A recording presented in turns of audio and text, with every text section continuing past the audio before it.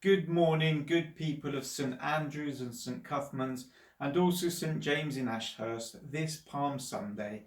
Father Stephen here. I hope and pray you are all staying well. It goes without saying that I miss seeing you and walking with you, and I look forward to the time when we will be gathered together again. As you remember, the last time I spoke to you, way back at the beginning of Lent, and as you can see from my hair, that was quite some time ago, I mentioned that I felt like I was entering into a spiritual desert. For me, and maybe some of you, it seems like we are going deeper into the wilderness. What I've learned since then is that sometimes wilderness experiences can last for 40 days, 40 weeks, or heaven forbid 40 years. The good news is this though, that they always come to an end, and we return from our wilderness experiences transformed, energized, and ready for the new challenges with reinvigorated vision and zeal. Please know this, my beloved church, that wherever you are right now, and whatever you may be going through, you are not alone. Let me just say that again. You are not alone. At the beginning of this Holy Week, which will be one unlike any other in my lifetime, we are all, I am sure, to some degree, experiencing a sense of isolation from friends, family, and indeed our family church.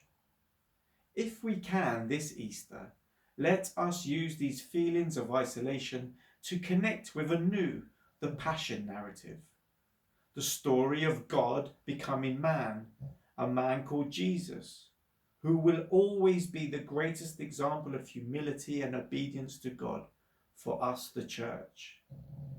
Let us use our current isolation as an experiential tool to enhance our ability to empathize with the isolation that Jesus would have felt when he was sat in prison awaiting execution. Holy Week will be very different for all of us this year.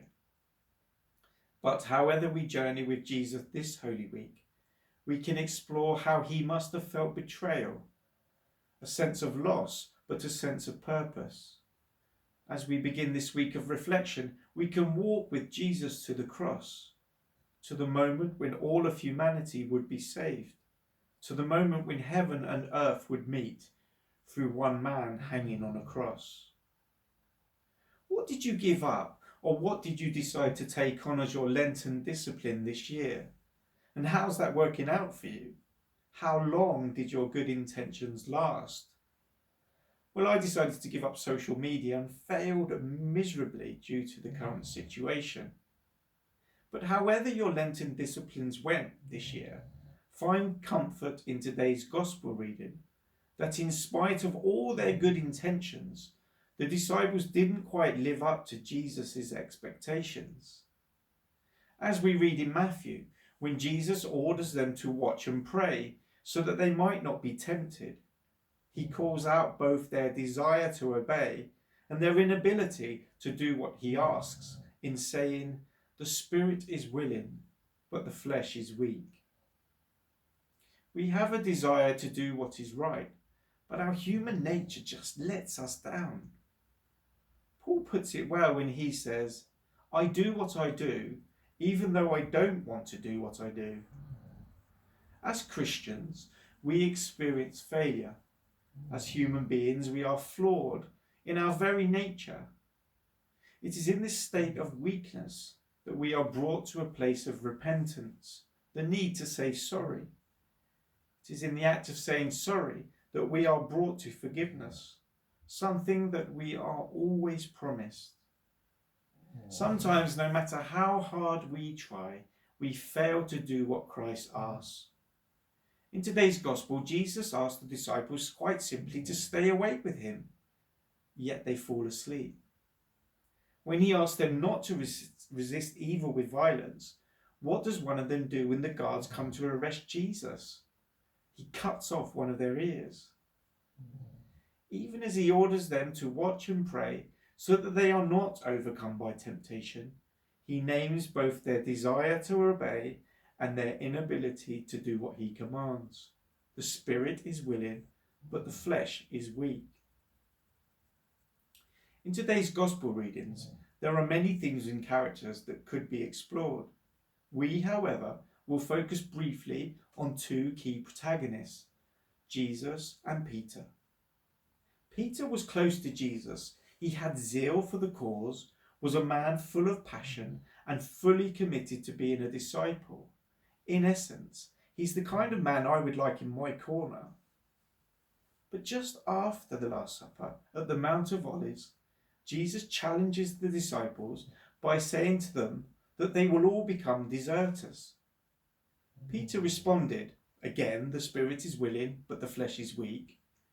Though all become deserters because of you, I will never desert you. And what does Jesus say to him? Truly I tell you, this very night, before the cock crows, you will deny me 3 times. Peter replies, even though I might die with you, I will never deny you. Yet not that long after Peter's bold statement during Jesus' trial, in this moment of denial, Peter again exemplifies the disciples' longing and failure to follow Jesus. He observes events from a distance and, overwhelmed by fear, 3 times he denies knowing Jesus. Peter's betrayal happens through fear. You see, he was afraid. Sometimes, as God's children, we fail through a fear of the world, and indeed what it might think of us. Let us imagine, if we can, at that point of betrayal, both Jesus and Peter must have experienced the sense of isolation from each other. Jesus then taken to a cell to await trial. Peter alone with his feelings of failure and regret. Such sadness encapsulated in one moment. Peter had a desire to do what was right, but his humanness just simply let him down. He experienced the disappointment of failure. He denied Jesus. He was flawed. But again, it is in this place of disappointment that he, and indeed us, are brought to a time and space in which we need to say sorry for not quite living up to our good intentions. It is in this place that we experience the forgiveness of Jesus, something that all his children are promised continually forever. What can we learn from Jesus at the end of the Passion narrative? We learn that in the most isolated moment of Jesus' life, he sets us, his children, the ultimate example of obedience to God. He dies for us. He provides a moment in time when all of humanity will be saved. A moment when heaven and earth would meet through one man hanging on a cross. The old order comes apart for the Son of God. By his unique obedience to God's will, he has opened the way to new creation for all God's children. Here indeed we see the purpose of the cross. Humanity has done its worst, but what humans intended for evil, God intended for good. The way of the cross is none other than the way of life and peace. The Son of God saves others by not saving himself. A pathway to God is now open to all forevermore. And indeed, when we fall on this path, never, never, never does Jesus forsake us. He comes alongside us, he helps us to our feet, and he walks with us. Have a blessed and peaceful Holy Week, and draw from the rich wealth of resources made available to you by the Church in your isolation. You are all in my prayers as always. Amen.